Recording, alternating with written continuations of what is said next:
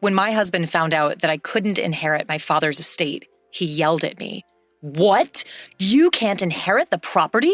I have no use for you anymore. I want a divorce right now." After that, I got my revenge on my husband and my sister, who remarried quickly. My name is Julie, and I am a 32-year-old office worker who has been married to Brian for 2 years. I met Brian through a relative's introduction, and we got married.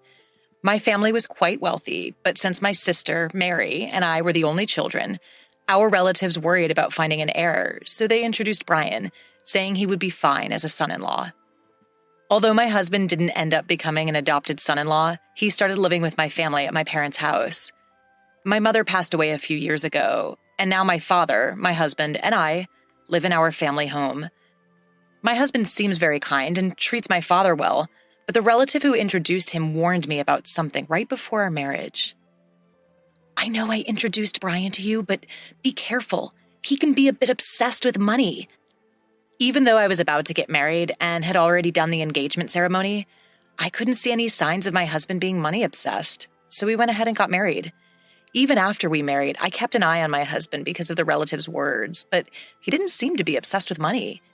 However, he did seem curious about my father's wealth, sometimes casually asking how much property we had when he joined my father for a drink. Since my father didn't hide anything, I didn't worry about it too much. Another thing my husband was interested in was my sister.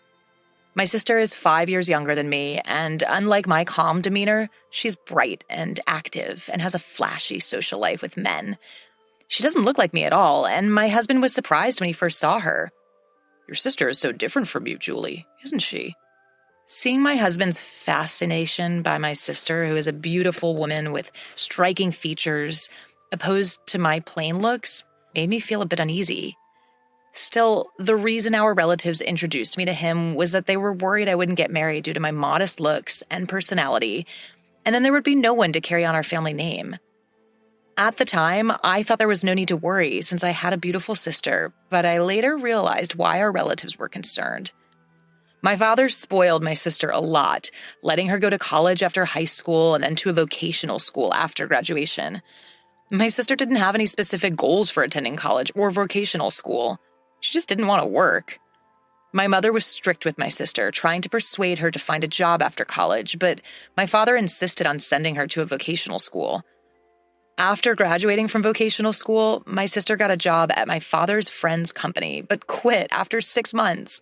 I was shocked by the excuse my sister gave when she quit her job. "I can't fully use my talents at that company." My sister, who hadn't even worked for half a year, was acting as if she already understood everything about her job, which left my mother and me dumbfounded. However, my father seemed to believe my sister and quickly found her another job. A while after starting her new job, my mother fell ill and was hospitalized. When my mother was in the hospital, my sister visited her every day, taking time off work. In the end, she quit this job as well and started saying she would take care of our sick mother. Taking care, however, only meant being in the hospital room, chatting with our mother, or staring at her smartphone in the waiting room. I had to go get our mother's laundry and replace it with new clothes during her hospital stay, while my sister was of no help at all. Though my mother might have been happy to have someone to talk to, her condition worsened so much after about a month that she could no longer even have a conversation. 2 weeks after her condition worsened, our mother passed away. My father and sister were so shaken by the sudden loss that they couldn't even prepare for the funeral, so I had to do it. Thanks to the help of our relatives, we were able to send off our mother somehow. After our mother's death, my sister started working part-time and moved out of our family home to live alone. Since her part-time income wasn't enough to pay the rent, our father covered the rent and utility bills, and it seemed my sister spent the money she earned on having fun. When her part-time income wasn't enough, she would go to our father and ask for an allowance. When our mother was alive, she'd been strict with my sister, so our father didn't give her any allowance after she started working. But now he was giving her as much as she wanted. I thought it was no problem if both my father and sister were happy with that arrangement. Even after I got married and started living with my husband in my family home, my father continued giving my sister an allowance. At that time, I didn't realize that my sister was also asking my husband for money, and he was happily giving it to her. Being unable to say no to my beautiful sister, my husband would secretly give her money, saying, "Don't tell Julie about this. She might get jealous if she finds out." My sister would only work part-time when she felt like it and live off the money she got from our father and my husband. But her carefree lifestyle didn't last forever, as our father fell ill and had to be hospitalized. I took care of our father during my breaks from work, but my sister never showed up at the hospital. Instead, she started calling me and demanding money. "I've been getting money from Dad every month, so I want you to keep giving it to me. The rent and utilities are all being withdrawn from Dad's account after all." She spoke to me angrily, but I was shocked to learn this for the first time. I got angry at my sister, who only cared about her own life instead of worrying about our hospitalized father. I really wanted to hang up on her, but she seemed to be in trouble, so I asked her how much money our father had been giving her every month. "How much have you been getting from Dad every month? Hurry up and get a job so you can live on the money you earn." My sister replied grumpily. "You're so annoying. I've been getting $1,000 a month. That's not including rent and utilities, by the way." I was appalled by my sister, who boasted about the amount she was receiving. I thought that if our father kept giving such a grown-up sister so much money, that she would lose any motivation to work seriously. I didn't think it was much of a problem to give my sister money, since I believed our father would recover quickly. However, our father's condition suddenly worsened, and I hurriedly contacted our relatives. The doctor told me it was a serious situation, and I was deeply shocked. During times like these, I wanted my husband's support, but he rarely showed up to the hospital, saying he was busy with work. Moreover, when he did visit, he would ask me inappropriate questions like, "Your father's inheritance must be huge, right? Since you and your sister are the only heirs, are you going to split it in half?" I had no words to respond to my husband, who only talked about the inheritance. I realized that what the relatives meant when they said my husband was obsessed with money and felt disgust. When my sister received a call, I explained that our father was in a critical condition, but she only worried about her own finances. "Make sure you pay me my monthly allowance. I can't survive without that money." The call ended abruptly. I was angry at my sister's response, but I was also concerned about the faint male voice I heard on the other end. I recognized the voice and had a bad feeling. About a month later, my father passed away, and neither my sister nor my husband showed up during his last moments. Having experienced my mother's funeral, I realized how heavy-hearted funeral preparations could be. On top of that, neither my sister nor my husband helped at all, and my sister didn't even attend the funeral. My husband did show up at the funeral, but he disappeared immediately afterward, claiming he had work. The relative who introduced me to my husband noticed his absence and asked me about it. "Where's your husband? It's strange for the chief mourner to be absent, isn't it?" All I could do was force a smile and answer, "He seems to be busy with work, so he went back." The relative sighed upon hearing my explanation, and I felt like sighing too. Once the funeral was over and I could finally catch my breath, my husband grinned and asked me, "So, how much did you inherit? Even if you split it in half, you'll get a lot of money, right?" As the relatives had warned before our marriage, my husband seemed to only care about my father's inheritance. Disappointed by my husband's true nature, I gave him an evasive answer. "My sister gets $1 billion and I get zero. We haven't talked to the lawyer yet, and I haven't had time to process my feelings since the funeral just ended." Seeing my husband happily talking about the inheritance, I felt laughing out of anger. Believing my words, my husband yelled, "What? You can't inherit any property? I don't need you anymore. Let's divorce right now." I felt the same way, so I retorted, "Let's do that. You only married me for your father's inheritance in the first place. I'll divorce you." With that, I shoved the prepared divorce papers in front of my husband. As if anticipating this, I took out the divorce papers, which seemed to surprise him a bit, but he signed them anyway. After signing the divorce papers, my husband left the house saying, "I'll divorce you, who gets zero inheritance, and marry your sister to get the $1 billion. I didn't care, and immediately went to the city hall to submit the divorce papers. I was able to leave my terrible husband. My ex-husband submitted his marriage registration with my sister the very next day. A few days later, my ex-husband called me.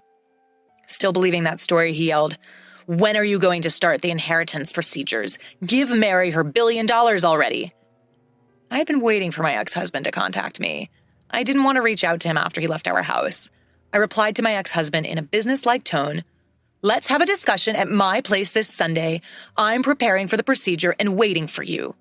Brian, my ex-husband, was thrilled at the thought of receiving an inheritance and hung up the phone, but I was looking forward to seeing his face when he found out the truth.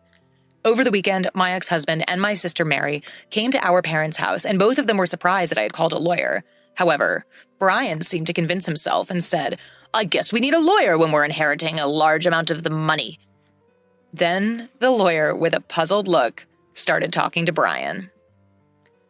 There is a matter of inheritance, but before that, there is a matter of a claim for compensation from Julie, your ex-wife, towards you, Brian.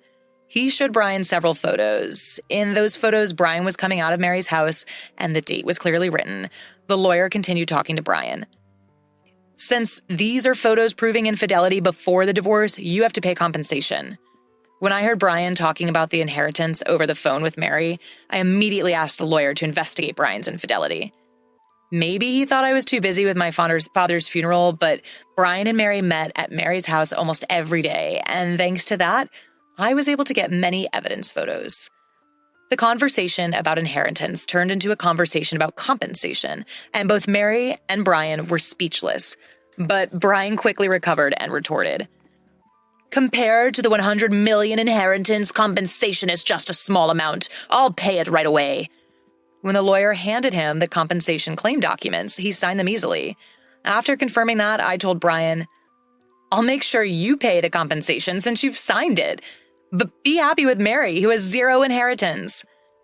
The moment Mary heard zero inheritance, she screamed, "What do you mean my inheritance is zero? I'm supposed to have 100 million. Brian's face turned red, and he got angry, saying, "There's no way there's zero inheritance. I won't let you take it all for yourself." The lawyer calmly started explaining to the angry pair. Mary is the daughter of your late mother from a previous marriage, and since she has not been legally adopted by your late father, there is no legal parent-child relationship. Therefore, Mary cannot inherit your father's estate. I also told Mary, who seemed to be confused, "I don't think you remember because you were only 1 year old when our parents got remarried, but I remember it clearly. I was 6 years old when our parents remarried, and I remember being happy that I suddenly had a sister. I never thought that such a sister would steal my husband." Both our parents were struggling with young children and had someone mediate between them, thinking it would be best for them to remarry. My mother treated me like her real daughter, and my father treated Mary with care. My father might have spoiled Mary because she was not his real daughter, and he wanted to be extra careful with her. Our parents each had a child when they remarried, and my mother, who was suspected by relatives of marrying my wealthy father for his money, refused to have Mary legally adopted by him. The reason the relatives kept recommending marriage proposals to me was that they knew I was the only one who could inherit my father's estate. If our parents had had a child together, things might have gotten even more complicated, but fortunately or unfortunately, they didn't have any children. They might have decided not to have children to avoid future inheritance disputes. It has now become clear that our father continued to support my sister financially after she became an adult because he couldn't pass on his inheritance to her. I am not legally related to my mother because we did not go through adoption, but it never bothered me in daily life. It seemed our parents never told my sister that they were both remarried, and she found out the truth for the first time that day. My ex-husband's face changed from red to pale as soon as he realized the situation. He signed the documents and was even asked to pay for damages when he couldn't get the inheritance he had been expecting from my sister. With a blue face, my ex-husband said to me, "Was what you said about my sister getting 10 billion and me getting nothing a lie?" Holding back laughter, I said, "Of course it was a lie.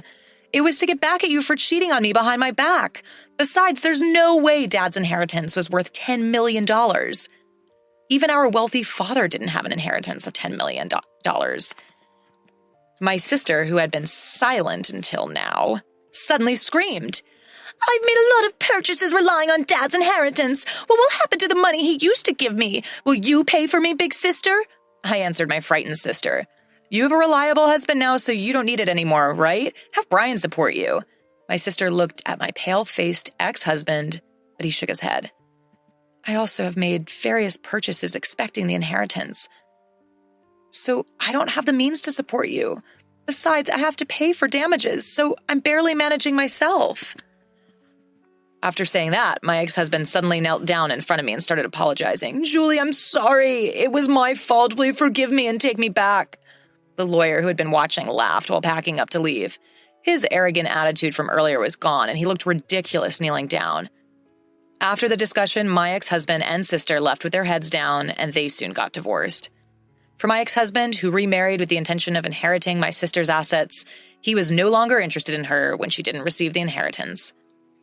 He told me he couldn't take care of my sister because he had to pay me damages. Since my ex-husband had no property, we agreed that he would pay the damages in installments from his monthly salary. The lawyer advised that this way I wouldn't miss out on anything. My sister, now without our father's support, worked part-time every day, but she couldn't pay off her debts and ended up filing for bankruptcy. She eventually had to leave her apartment, and no one knows where she went. Our father had supported my sister out of love, but in the end he spoiled her too much, and she became unable to work seriously. Later, a relative tried to introduce me to a potential marriage partner again while I started living alone in my childhood home, but I declined. I don't want to be introduced to someone like my ex-husband again, so this time I want to find a suitable marriage partner on my own.